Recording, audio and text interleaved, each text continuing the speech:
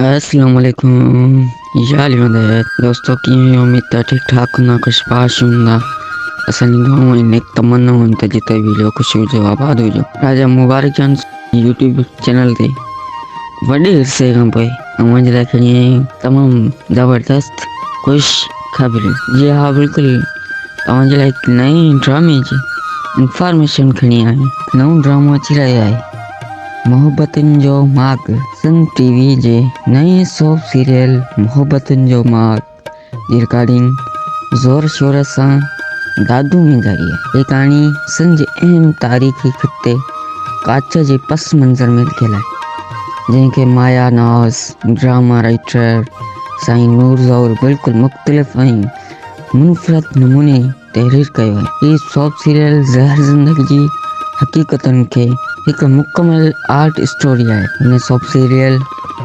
में Sun TV जा बाशूर ऐं बासलायत प्रोग्राम मैनेजर हैदर लतीफ़ छजड़ो जी ख़ुसूसी दिलचस्पी है।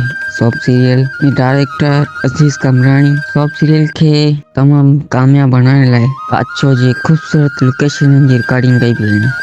उते हिननि घरनि जा मुख़्तलिफ़ सेटअप ॾाढा सुहिणा ऐं तख़लीक़ आहिनि। न रुॻो एतिरो इन सोप सीरियल में जेके बेहतरीन आर्टिस्ट जी सिलेक्शन कई है वह भी तमाम ज़बरदस्त है जैमें निसार शाह आयशा महक अहमद अली शेख जैसे कमाल खान के नाले से सुञातो वञे तो खादम खोखर मिनान अब्बासी सना रज़ा बिशार समू ऐं संजो वॾे में वॾो नालीअर अदाकार अब्बास गुल उॾण ड्रामे में ख़ास ऐं मुनफ़रद किरदार अदा कंदे नज़र ईंदा।